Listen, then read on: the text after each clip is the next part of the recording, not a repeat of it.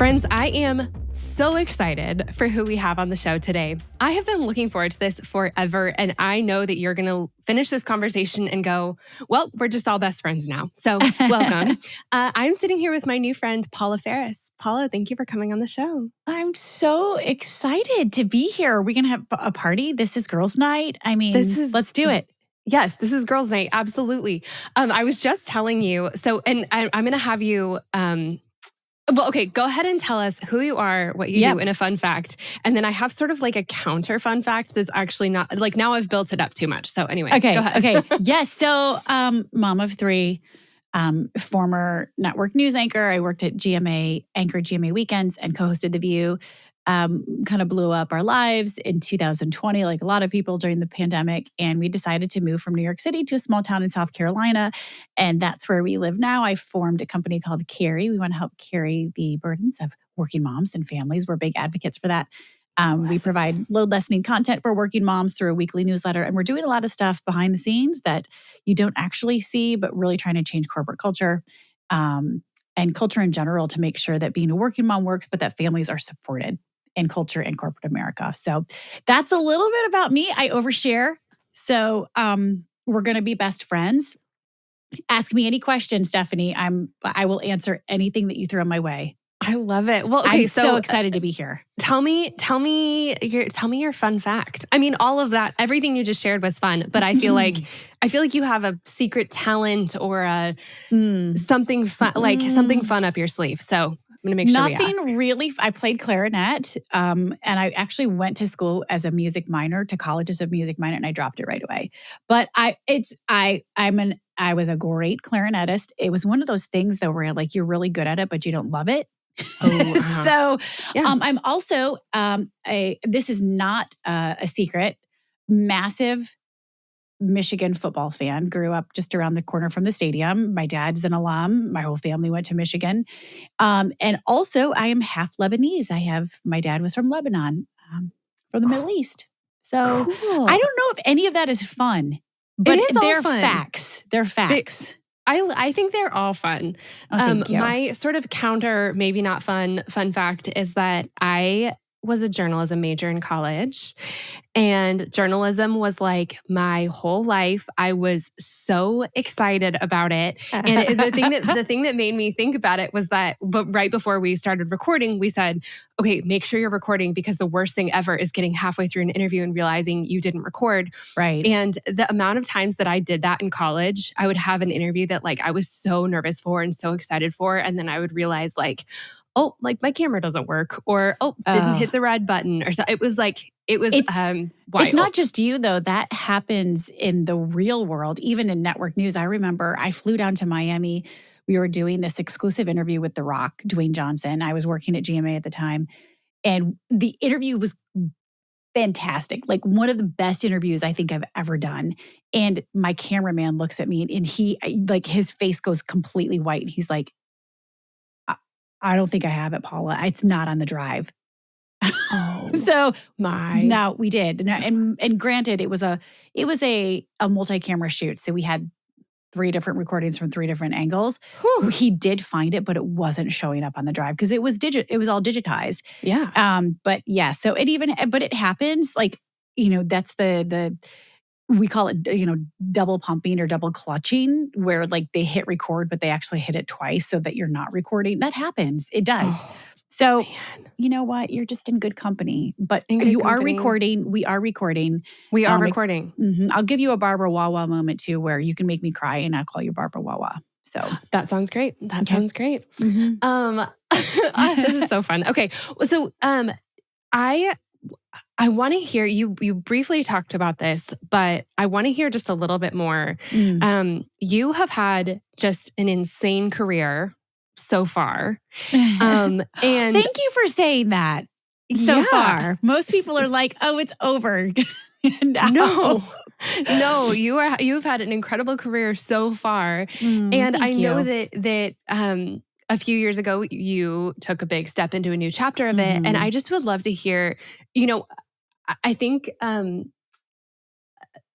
our situations may be different, but I know Mm, that a lot of us are facing different decisions today. And absolutely. that some of the decisions we're contemplating may look crazy from the outside. Yeah. Yeah. And so I just want to hear, like, tell us the story. Yeah. So, like, you're moving to Spain. That's crazy. It's scary. If you're not doing something that scares you, then you should probably should figure out something else. Like, it should scare you a little bit. Um, I didn't get into television until right after at least not on air. Like, I majored in broadcast production behind the scenes. Stephanie, I was so insecure and so scared of failure, which, by the way, the fear of failure is like the number one fear that we all have, right? We don't want to go for something because we're scared of failure, and yet we're so isolated in it and we think we're the only ones. I didn't get into TV until on air until 9/11, and I was selling radio at the time. So I was like 25 years old, newly married. I had done a bunch of like weird like video production jobs, but I was selling radio, making bank. And 9/11 happens. And I remember being so captivated by the coverage and just the ability of these reporters and anchors to tell with such grace this tragedy, this absolute tragedy. And I was like, you know what? I've got to go for it now. This dream that everyone else has had for me to be on air, I'm going to step into my fear. If I don't go for it, I'm going to regret it the rest of my life. So I quit my job in radio sales. I didn't have anything lined up. But again, newly married, and I didn't want to ask my husband, "Hey, can I apply all over the country?" Because he was coaching basketball, and this was just this little dream that I had. I applied to all of the local television stations in Dayton, Ohio, and substitute taught in the meantime, making what, $50 or $75 a day. A terrible substitute teacher, by the way, until I got a job in TV, and I got hired to be a production assistant. So it's like the lowest job on the totem pole, making $7 an hour at the time, I think was minimum wage, whatever minimum wage was back in 2001. And because I knew how to shoot and edit and produce, because I really specialized in behind the scenes, Stephanie, in college and even afterwards, I was able to produce a tape and hand it to my news director, of me on camera. I'd shot my own footage. I did this in my downtime. And I said, I just want you to look at it, just see what I can do on camera, because I think I want to go for this. I know I can't start here. It's Dayton, Ohio. It's too big of a market, but just give me some feedback, right? And he said, "Oh, you did this yourself?" And I was like, "Yeah, I know how to do. I can one-man band," which was one-man banding was a term that we called, for somebody that can do it all, right? In That was terms, like really ahead of like when I was in journalism school in yes, like 2010, like I think yes, I graduated in 2010. Like it was, everyone was saying like, you're not going to have a cameraman to walk around with you. You need to hmm, like learn how to one man band. So like yep. you were like way ahead of it. I know. I'm an old lady, basically. I'm an old lady pioneer. But no, and this was back in the day, Stephanie, where the camera weighed like 40 pounds and the batteries were massive. And the battery pack may have weighed like 30 pounds. And then the tripod. So like you're lugging all this stuff up. I'd be on the rooftop shooting a minor league baseball game or whatever the highlights might be. And then you'd have to carry it back to the news station, get all dialed up, get ready on air. So anyway, I gave him this tape, and again, I'm a PA. I'm like doing all the grunt work, and he ended up putting me on the air in Dayton, Ohio. But I'd go from one day I would run the teleprompter, or I would do the grunt work, and the next day I'd anchor sports. And he had me start in sports because that's what I always loved, and um, it just was more of a natural fit. So worked my way up, but then got to the height of my career. Worked in local television, Dayton, Cincinnati, Chicago, and then moved to the network, ABC News, and was promoted there. And at the height of my career, when I was anchoring Good Morning America weekends and I was co-hosting The View simultaneously, I really felt like God called me to do something really scary and crazy. Like you might feel the crazy urge you have to move to Spain. And I felt like God say, I need you to step away, step down, take a step back. And it was in that moment, I had 3 little kids too. And I really felt like, my personal choices, like my professional choices weren't aligning with my personal beliefs. And I wasn't seeing my kids as much as I wanted to. And like being a working mom doesn't work, so that's why I'm like, and we shouldn't have to choose in this country. It's really it's an American thing where we have to choose between kids and career because we're not supported. once we become mothers. So anyway, 2018, I really felt God just saying, you need to slow down. So I did. I walked away from anchoring the weekend show. I walked away from co-hosting The View, and I demoted myself. I said, just let me be a correspondent. I can work Monday through Friday, get my life back. And so that felt really, really scary for me. And then 2 years later, I left TV news and started this company to really advocate for working moms, to make sure that being a working mom works and we don't have to choose, because it really is an American thing. In other countries, they don't. And I'm so excited to get your perspective on this because I've done so much work on it and research and interviews. In other countries, women don't have a choice. They don't have a choice but to work. And they take a lot of pride in working and helping to contribute to the family. They don't feel the mom guilt, Stephanie, to the extent we feel it here because they have to work. But also on the other side of that, they're not faced with this choice of kids or career. They are given so much support. And it's an interdependency in other countries where their support. Look at you, you're moving for childcare reasons, right? Their support, their kids are supported, their families are supported. They typically have family members living with them. And then there's this just general collective mantra of, I am my brother's keeper. So even though they may not be your kids, they're going to take a collective responsibility in helping to raise the next generation because they realize it's the next generation. The families and children are the future of our country. Instead of in America, it's like, oh, your kid, your problem. It's very privatized here in America. So I can't wait to and I am going to interview you on my podcast. Like once you've been there 6 months, I want to hear all the things, all of your experience. So that kind of was a very long-winded answer of kind of like doing something scary, but twice, like even getting into broadcasting was super scary. And then pumping the brakes was really scary. And people thought I was crazy, like for stepping away from those dream jobs, right? And now forming a company, I don't have a business degree. I'm not an entrepreneur, but I felt this deep burning passion. And I just decided to take a risk and step into it and kind of figure it out and fumble through it as I'm going along. So here I am. And now we're best friends. And now we're best friends. And it all led to you and I. Man, I just had like a riding off into the sunset kind of picture in my head. I didn't know how to describe it. And we lived happily ever after. Right. I'm also thinking that like I really want a picture of you with like your giant camera or like your resume tape, and like I need to find mine. On a VHS tape too. Like typically you put you hand it in, or it was like Beta SP or one of the old analog. Mine was versions. like on the like little guy. Like the little tape or like a CD. But yeah, I need to find those because you guys are going to die. I miss those days. I was telling my kids, they were stuck in the car with me and I'm like, hey, you got to listen to some of my music for a little bit. And I was like, your daddy put this on a mixtape for me. Do you know? And I was showing them what the mixtape looked like. My youngest held up a cassette tape. He found this was years ago. He picked it up and put it to his mouth like a harmonica. He thought it was some sort of like musical instrument. And I was like, oh dear God. Wow. Just wow. Not a harmonica. It's a mixtape, sweetie. Oh, that's so funny. It's so good. I want to know, for a woman, and then I have 1,000 questions about being a working mom and making it work because I am like, could not be more in the thick of it right now. But for women who are thinking about doing something scary, whether that's entering into something or leaving something, like what's just like any piece of advice for them? Well, I think if you're not scared, it's not worth stepping into. Like you have to, the fear for me is something that I had to realize isn't going to go away.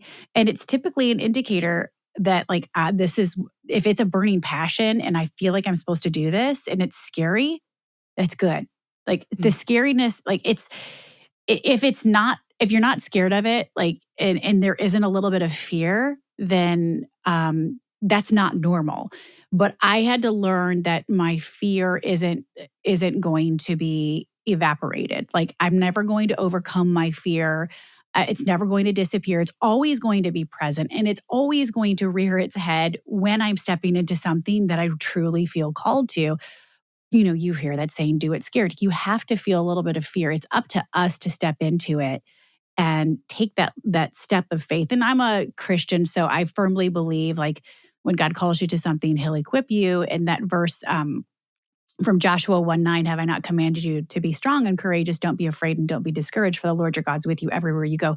That's something that, again, God is recognizing, have I not commanded you, Stephanie? Okay. Be strong and courageous. Don't be afraid and don't be discouraged. That means we're going to feel the fear. That we're not supposed to like be healed and cured of the fear. The fear is going to be very present. It's up to us to step into it. And then the Lord your God's with you everywhere you go. So step into it. But something to get out of my head, I ask myself, what's the best thing that can happen if I go for it? So instead of the worst thing, I know some people are like, well, what's the worst thing? Well, I'm doomsday. If you ask me what the worst thing that's going to happen is, like, I'm going to make a fool out of myself. I'm going to be a huge failure. This isn't going to work. And I'm going to have total regret. So I flip the script on that and I say, what's the best thing that can happen if I go for this? Stephanie, what's the best thing that can happen if you go to Spain? Tell me something like for you. You ask yourself that and let that be your guide and realize you're never going to overcome your fear. It's always going to be there, but you have to step into it. So like if I were to ask you, what's the best thing that can happen if you go to Spain? We have an amazing adventure as a family. We get to have like a little bit less weight on our shoulders in this crazy time of parenting and business ownership. And we all have really amazing Spanish whenever we come back. Amazing. I love that. See, and let that be your guide. Let that be your measure of success too. Yeah. Often we tie ourselves if it's not a success or it doesn't work out how I thought. For me, often the best thing that can happen is I don't have the regret that I didn't go for it, right? And just going for it, that for me is a win. Yeah. It's not the outcome or what happens from it. So let that be your guide. That's how I would encourage anyone. And you should be scared. If it's something that's on your heart, you should be scared. Right. Yeah. But it's up to you to step into that fear and start moving towards it. And you'll know pretty quickly if you're moving in the right direction, but you don't know. I hear all the time from friends and family, like, I just don't know what to do next. I'm like, take a step, any step, because the moment you start moving is the moment you're either headed in the right or the wrong direction. It's just like your GPS. You don't know if you're going in the correct direction or the incorrect direction, which in my case, it's usually make a U-turn. I can't tell you how many U-turns I've made, but I wouldn't have known that until I started moving. Yeah. So. Yeah. Oh, I love that. I love that. Well, okay. So you wrote a book last year. Yes. Is that right? I wrote 2 books last year. And since I have had a literary hysterectomy, I've written 3 books total. I'm like, I'm no more books. They're so stressful. Well, yes. I feel like my book came out, like, what day is it even? Like almost exactly a month ago. Yes. And I'm like, I can't, it's like, it feels like it's wild. It is wild. So your book is called You Don't Have to Carry It All. You Don't Have to Carry It All. Ditch the mom guilt and find a better way forward. Yes, ma'am. I know that you have spent so much time like looking into this issue of how hard it is to be a working mom. What have you unearthed? Like what's happening here? Yeah, well, I mentioned it a little bit ago about the mom guilt doesn't really even exist to the extent it does here in America. And, you hear so many.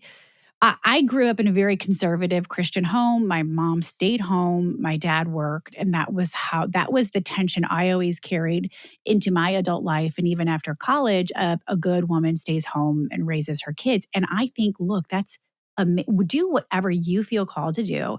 But I wrestled with the ambition that I had outside of the home. Was it even like, am I outside of God's will if I have ambition outside of the home? And that's my own journey. That's my own story. I do think that I do very much believe that the scriptures often are weaponized against women and against our roles in society. But that's one thing that has really resounded with me is the mom guilt doesn't really exist. Like these conversations about, should I stay home? Should I work? Like they don't really exist in other countries because they don't have a choice but to work.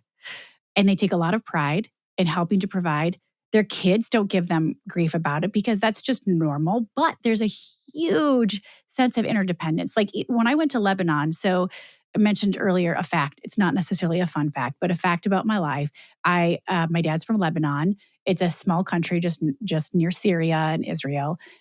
So we are Middle Eastern, and the Middle Eastern culture is all built around family and faith and food.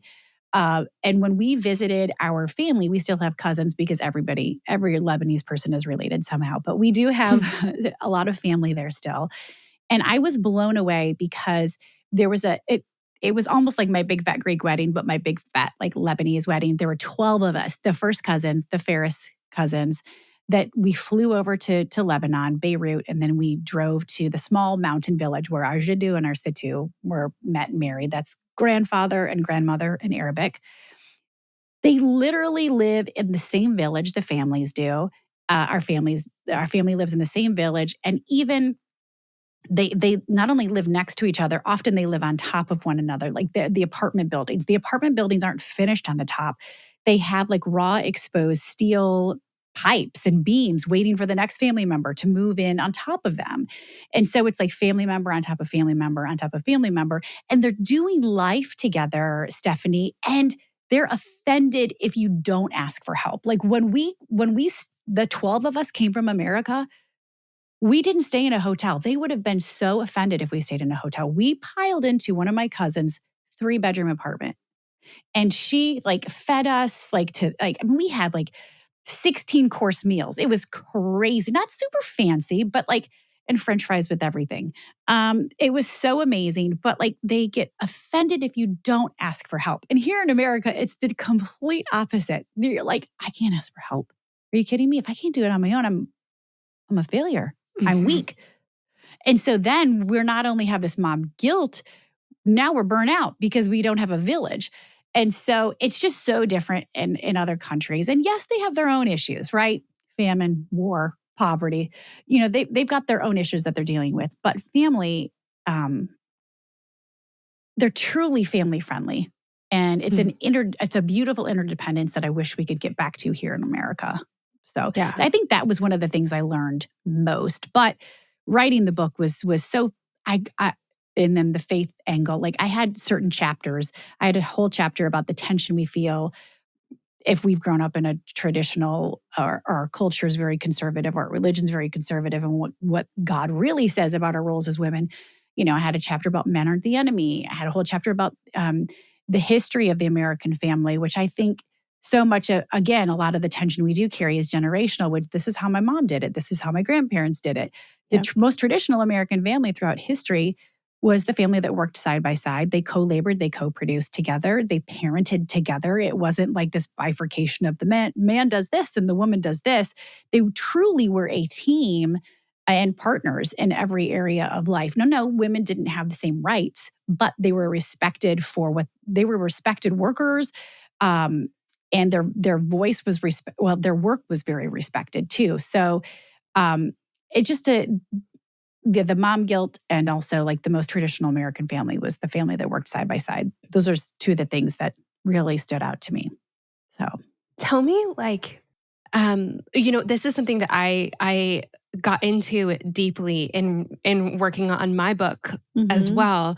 And I would love to hear just anything you can share with us about like the history of the American family. Like, when did it become, because it feels like when we're making these decisions of like, am I supposed to work? Am I supposed to stay home? It does feel like, well, the way that it's always been, therefore the way it's maybe supposed to be, right, is that you have mom at home, dad at work. Like, but that, like, walk us through the timeline a little bit.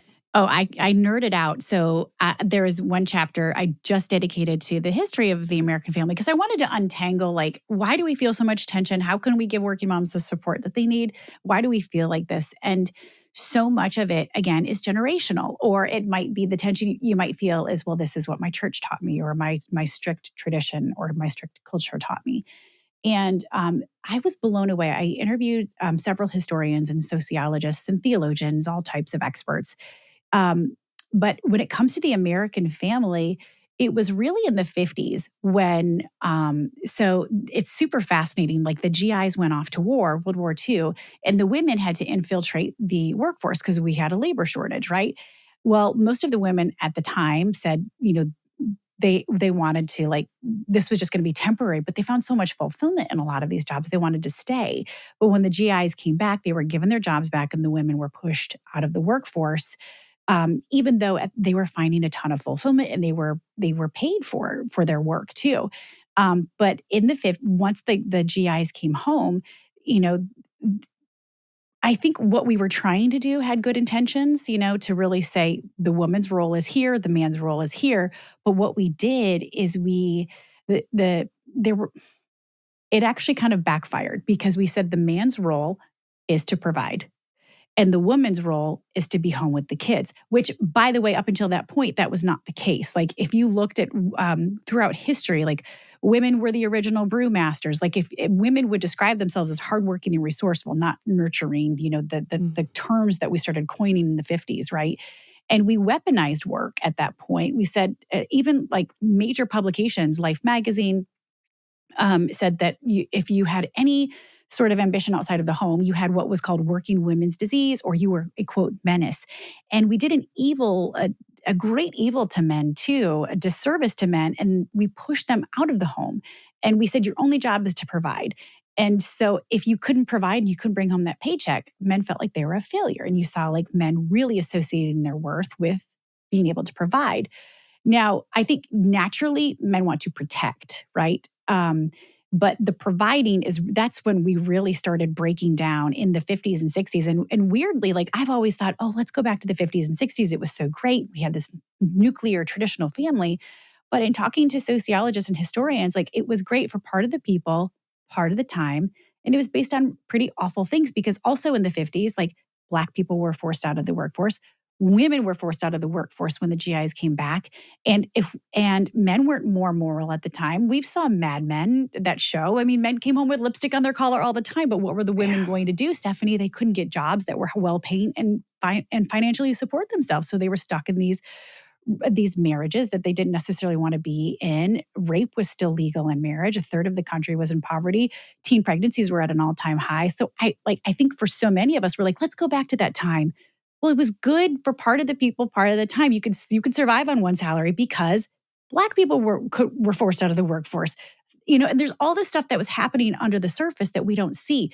And that's what nostalgia does to us. We want to go back to the feeling, but we don't want the reality. And I had no idea that reality even existed until I started really researching it.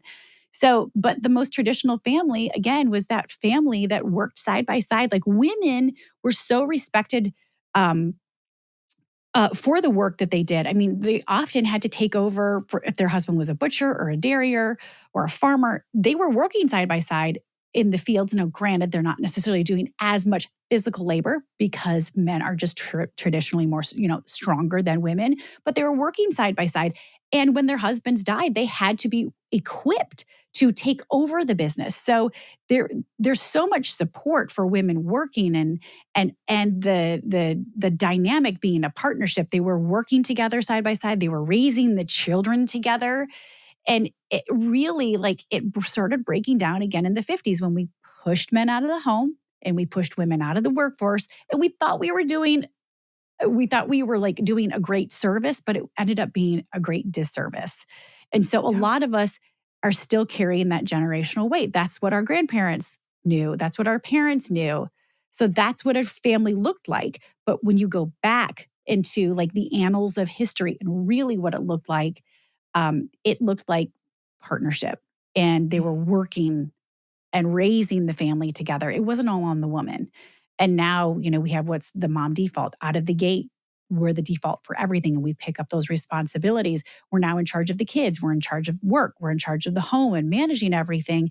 That's why I'm a big proponent of paternity leave because out of the gate, it's again a partnership. It's not just on the mother. And that's when families are at their best, when it's a partnership. We shouldn't, as women, we tend to try to carry it all because that's the message that we've heard. And that's the way our society in America is set up. It's not like that in other countries, but that's what we need to get back to: true support for the family, the father being actively involved, from the beginning. It shouldn't be on us. And when fathers are involved from the very beginning, I mean, it's great for the maternal relationship. It mitigates maternal postpartum depression. It's great for the relationship with the children and their father. And it just creates a totally different dynamic out of the gate that they are a partnership. So I'm big on partnership. Raise the kids together. I love that so much. It is, there's so many things that and really a lot of it came to light in research for my book, but as I've been making big decisions throughout my life, I feel like there's this way it should be done, the way that it's always been done. And even things like, my mom worked. My mom has her doctorate in psychology, and she worked as I was growing up. And so like, I didn't have, like, my grandmother worked also. I didn't have that example to draw from. It wasn't like, this is what my mom did. However, there are things where it just feels like it's in the water that it's supposed to be this way. Like the pressure, the expectations, the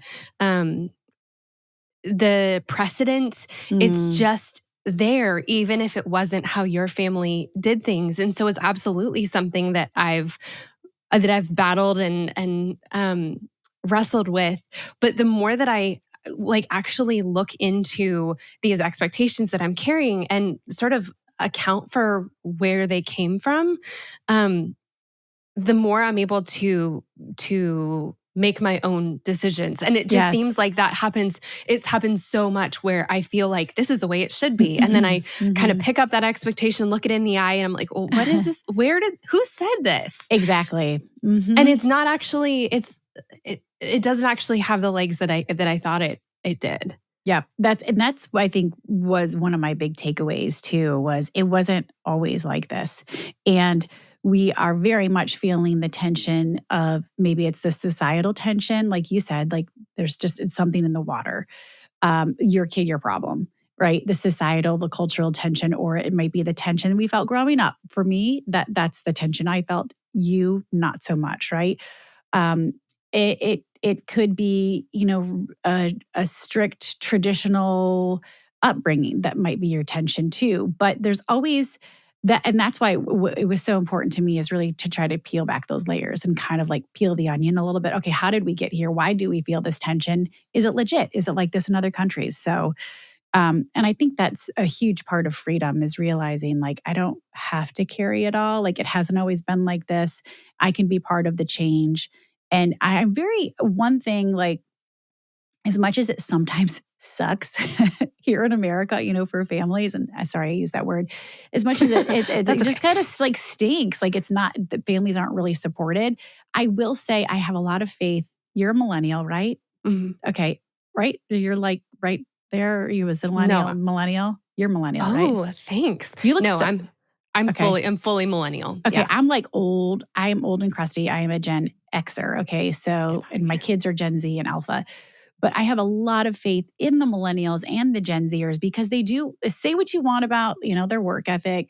They want something different. And like you've seen reports, millennial dads are spending 3 times more time with their kids than their dads did. And they're more involved. They want more family. It's not always about the bottom line and how much they can earn. It's very familial. Even the number one benefit that Gen Z parents want isn't healthcare, it's childcare. So we're starting to see, I think, a nice shift. And I do have a lot of faith in these next generations that are coming up that want something a little bit different. And it seems to be much more family focused. So I do have a lot of hope. I love that. It's, I'm so glad that you mentioned women doing it all and carrying the weight of so much. I know that we both have gotten the chance to chat with Eve Rodsky recently. Oh, I love her. And she's been doing some amazing work talking about the unseen, what does she call it? There are unpaid labor, domestic labor, yes. But the unpaid labor, the gender division of labor. But it's basically the work we do at home, right? Yep. Inside the home and managing the home. Yes. And the fact that even the statistics about it are just insane. That even today in households where both husband and wife or, both partners work outside the home, even when the woman is the primary breadwinner, makes more money, women still overwhelmingly carry the majority of the domestic labor. Yep. And that's, the who does what, and I'm exhausted and I'm doing so much. And well, just give me a list. Well, why do I have to make the list? Why do I have to make the list? That's a mental load I don't want to carry. Yes. It's like the number one struggle that all of even my friends are dealing with, as you're having kids and as you're having a job and as you're having a home and all these things, you have to take care of it all. And who's doing what is truly exhausting. It is like the issue, the central issue for, I feel like, all of us. Yeah. It's the number one tension in almost every relationship. And it's why Eve said people end up divorcing over the sponge left in the sink or the garbage not being taken out, because you constantly feel invalidated. Mm-hmm. It's invalidation over invalidation. And it's these long held beliefs that it's the woman's job to raise the kids. And so then because we're working now and we're the default, we're picking up all these responsibilities. But I know you have a question. So I could talk about that. Like I could talk about this whole domestic, like the division of labor, because it's the biggest source of tension in our relationship, my husband's and my relationship too. But Eve's been really great in helping us.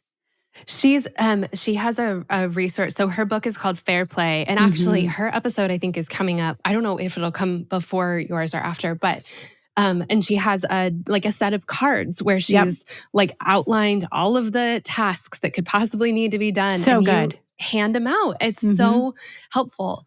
Okay, so my question is, give me a little bit more about how that factors into all of this. Because as we're trying to carry it all, as we're working and trying to figure out mom life, I feel like it's worth spending just a few more minutes, because this is what makes, this is really the straw that broke the camel's back that makes this untenable. 100%. And there is proof that women carry 2/3 to even more than that of the domestic unpaid labor at home. So let's say we stay home or we don't stay home, but we're picking up all the responsibilities, like a working mom who works outside of the home and then factor in all the work she's doing in the home and managing it. She's working 98 hours a week. And that's just, that right there is untenable. So, and I think, again, there's this expectation, well, it's your job anyways. So we pick it up, right?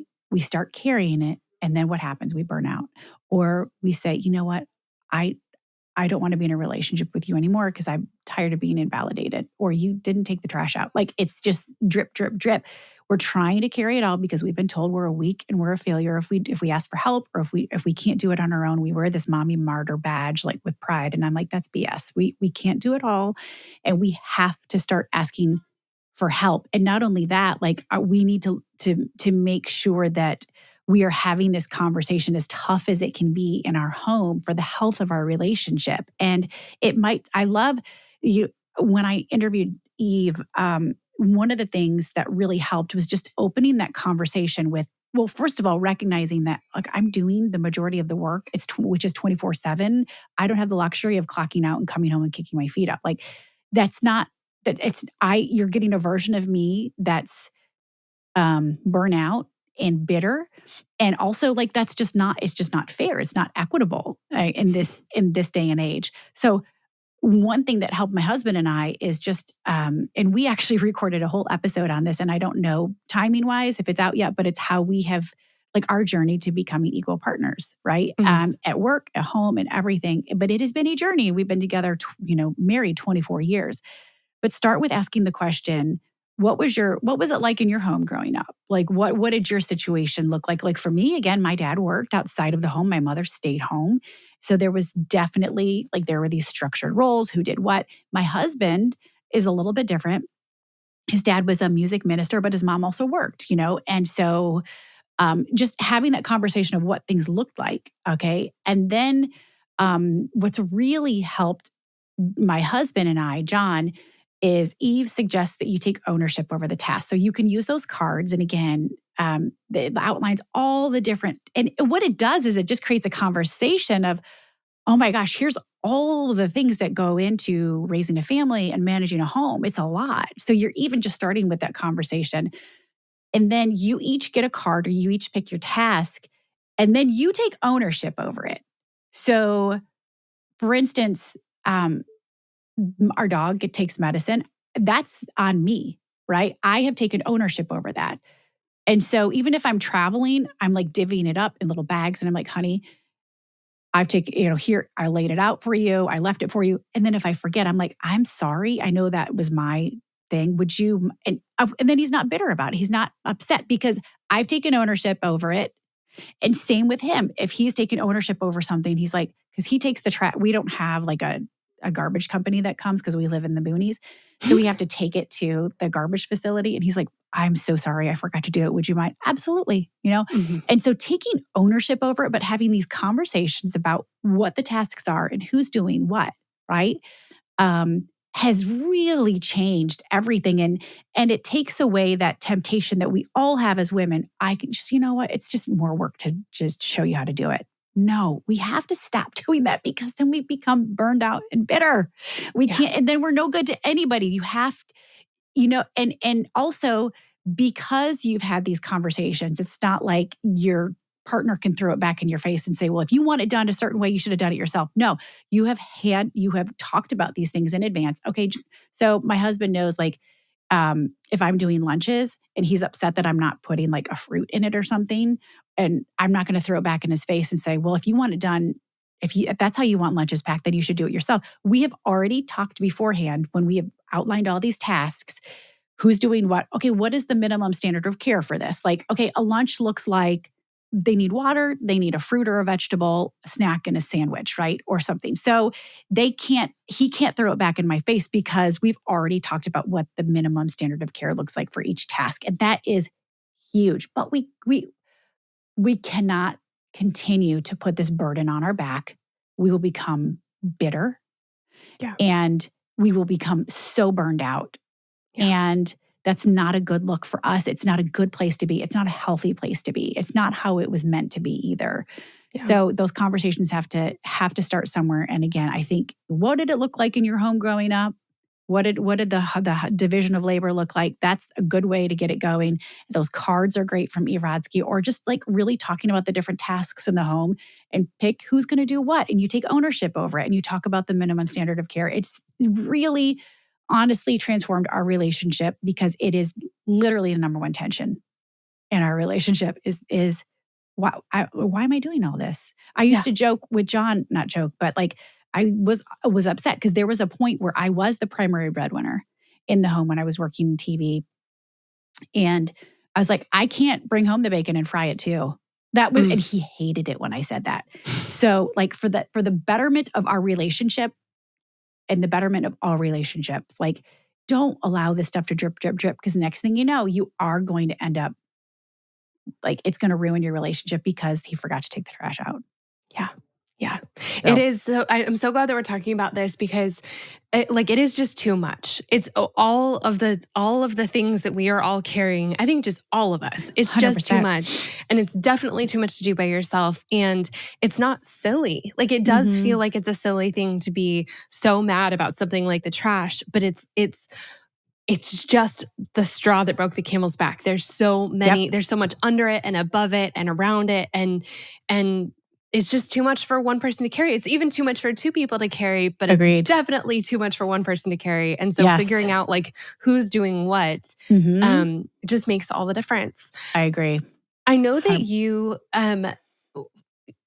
talking about women at work, like specifically in more like corporate environments, I would say, I've heard you use the phrase that workplaces treat mothers like risks instead of assets. And I want to hear a little bit more about that because I know that you, there's sort of a flip side to that I'm excited to get to. Yes. Well, and I think that was, one of the other things, we talked about what I learned writing the book, but also one of the reasons I wrote the book was because of the motherhood penalty. Being a journalist, my job in journalism and reporting was to suss out inequities. And that was one thing I really felt I thought it was just like maybe a little anecdotal, just unique to me in the workforce. And then I started talking to more women in the workforce. And then I realized like this isn't just a feeling, this is actual fact. Like once you become a mother, or even if they think you're going to become a mother, there's something called the motherhood penalty, where mothers are less likely to be hired than a woman who doesn't have children yet. And then if we are hired, we make less. We make, according to Pew Research Center, 70 cents on the dollar compared to fathers. We are passed over on promotions and we are scrutinized if we take time to be with our kids. Conversely, fathers have a fatherhood bonus. I ain't hating on them for that. Like I want a motherhood bonus where fathers are more likely to be hired than a man who doesn't have children. And then they make more because there is this perception that they need to provide. And then they are celebrated if they take time to be with their kids. So you see how it's the exact opposite. And so I realized like this isn't just anecdotal or conjecture. Like this is a real thing. The motherhood penalty really exists. And I'm like, this is not. Is this a marginalized group? Like, why are mothers scrutinized? Why aren't we celebrated and supported? But instead, we are treated like a risk and a liability, like, oh, she's going to count Cheerios in a corner, or she's not going to be committed to the job anymore. And I'm like, I am a more empathetic, efficient, productive leader. I have better vision and courage because of motherhood, not in spite of it. In fact, motherhood, parenthood is a masterclass for leadership. There's this almost we need a rebrand because there's a perception of motherhood, risk, liability, count Cheerios, not committed. And then there's the reality. I'm a badass now because of motherhood. It made me grow in all of these capabilities, whether the baby grew in my heart or my tummy. And that goes for parents in general too. Like we grow in all of these core capabilities because of parenthood. Again, it's a masterclass in leadership. And so for me to just really talk about the marginalization of women, like we need to be celebrated. We need to be supported. And guess what? Guess what, America and world? If you don't support us, we're going to have fewer and fewer kids, which we're already seeing. We're seeing lower and lower birth rates, even though the desire is there to have more kids. But because of the stress and strain of having kids in America, we're having fewer and fewer. Down the road, that's going to lead to a diminished labor force, which then means we have a diminished economy and we cannot grow our economy. You're seeing countries like in Asia, China, Singapore, Taiwan, South Korea, they're now who have had low birth rates for decades, Stephanie. And now they're pumping millions and billions into their economy because they're like, oh crap, our economy can't grow. We don't have a labor force because we had diminished birth rates for so long. And so for me, like supporting families, yeah, it's the right thing to do, but it's an economic issue. Okay. It is massively, it is for me, like peel back everything else. It's an economic issue. We can't grow our economy without higher birth rates, without us procreating. And so I'm like, why are you scrutinizing me and punishing me for having kids? Like you should be thanking me for furthering the human race. Because if we don't further the human race, we don't have a labor force. If we don't have a labor force, that's the only way we grow our economy.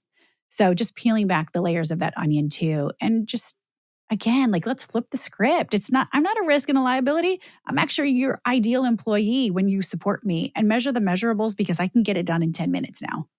I don't need 3 hours because I just grew in efficiency, productivity, empathy, vision, leadership, courage, you name it. Yep.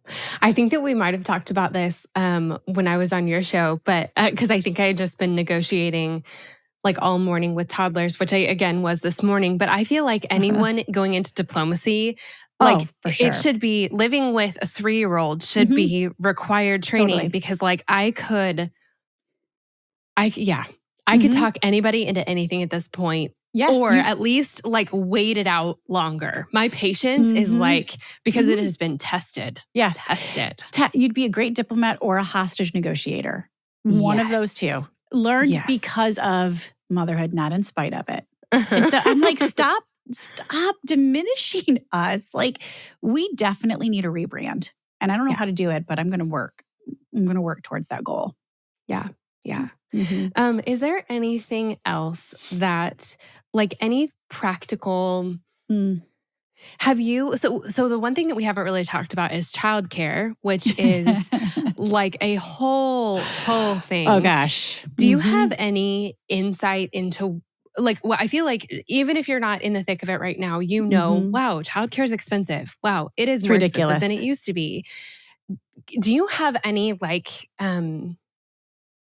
insight into how we got to this place where childcare is so hard to find and so hard to pay for? Well, I think, people are like, well, there's jobs out there, right? Why are people not getting jobs? Because childcare is so stinking expensive. I mean, it's more expensive in about 35 states to send your kid to daycare. My sister just walked in. Hi, Diane. To send your kid to daycare or childcare for a year than it is to send your kid to college for a year in state. It's ridiculous. So wages have been stagnant. Childcare has gone up. And look, we need quality and affordable childcare, not just affordable childcare. And in fact, one thing that blew my mind when I did all the research, we had universal childcare paid for in World War II. We got it up and running within weeks. It was called the Lanham Act, Lanham. It's the Lanham Child Care Act. We got it up and running within weeks because when the GIs went to war, the women went into the labor force. They needed what? Childcare. So they got that up and running within weeks because they knew that the economy depended on it. So we can get it up and running. Sorry, that's my dog going mental in the background. But yes, I think we got to this point because look, we're not depending on one another. The interdependence is gone, and we don't support families like we should. It's very much all like your kid, your problem. It's privatized, and I think that's why. Again, why I have a lot of faith in this next generation Gen Z parents. The number one benefit they want is childcare. They will move. They have 50% of them have moved or would move for in-house childcare or a childcare stipend. Like this is what they want because the costs are so out of control. Again, it's higher than it ever has been. It's more than in-state tuition. We lose, I don't know the exact term. It's like, I think $126 billion each year in our economy because of the lack of access to affordable quality childcare. And if we would just give some sort of stipend or support it like other countries do, who are pouring, some of them are pouring $20,000 and investing in these kids. Again, the kids are our future. They're our greatest natural resource. They're either our future or they're not. If we would just help to support, right, subsidize childcare, like other countries do, we would gain like 1.2 trillion in our GDP. It's insane. Like, and again, it's not always coming down to childcare, but a lot of times it is because it's why am I going to work when a third or a half of my salary is going to go to childcare? And I'm not saying it shouldn't be like you need to pay your people. You need to have quality and affordable childcare, but there needs to be some sort of stipend, some sort of whether it's coming from the corporate side. And again, corporate will say, well, I can't afford it. Well, I'm like, well, if you give this benefit, like your people aren't going to leave. Like parents are your most loyal, productive, and efficient worker that you're going to find. And if you can support them, you're actually supporting the long-term health of your company. You're adding to your bottom line because you don't have the attrition, the turnover, which so many companies are struggling with. I mean, it's the number one benefit that I think really companies need to start looking at is either childcare stipends. And a lot of that you can't do. I mean, it's so difficult to do like an in-house childcare, but childcare stipend, some sort of childcare benefit because you're getting a loyal, productive, efficient employee. You're adding to your company's bottom line. You're helping to grow the economy. It is so inherently deeply entangled with the economy. Like you can't undo the two. They're not mutually exclusive. They go hand in hand. Again, we can't grow our economy unless we support kids, but we had universal childcare, paid childcare in World War II. And if it was necessary to keep our economy afloat then, it should be now. And I don't know how I feel about a government sponsored, but maybe subsidized subsidies, or maybe it comes from the state or it comes from corporate America. I don't have necessarily the solution, but I know that childcare needs to be supported if we want if we want to grow our economy. It's basic math, really. Yeah. Yeah.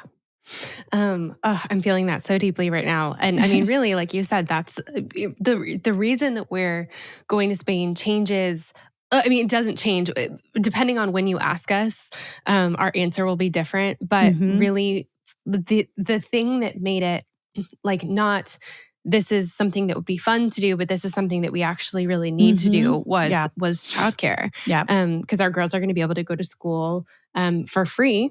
It's amazing. In It's Spain. see right there. Like in other countries, World War II, post World War II, when we pushed women out out of the workforce and men out of the home. World War II, post Europe, had a totally different response to that, Stephanie, because they lost all of their workers, the men. And so who did they turn to? And they lost their population.